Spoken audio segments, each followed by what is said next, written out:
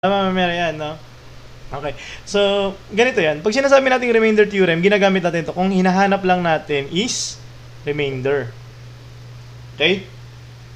Kahapon sa long division kasi, hinahanap natin is anong hinahanap natin? Hinahanap natin kagabi sa sa synthetic division is yung quotient tsaka remainder. Ang limitation ni remainder theorem, remainder lang yung kaya niyang kunin. Okay? So, kaya tanong nandyan, find the remainder lang. So, ang gagawin mo rito, equate mo yun sa 0, kagaya ng ginagawa natin kagabi, di ba? Sa transpose mo dito, makakakuha ka ng value na 1. Itong 1, i-input mo yan sa mga x. Okay? So, 2x squared daw plus 3x plus 5. Gagawin mo, ito, lagyan mo ng mga 1 yan, palitan mo yung x, magiging 2 squared plus 3, 1, tapos plus 5. Okay? Yung magiging sagot dyan ay yung remainder natin. So, 2 times 1, di ba 1 squared is 1?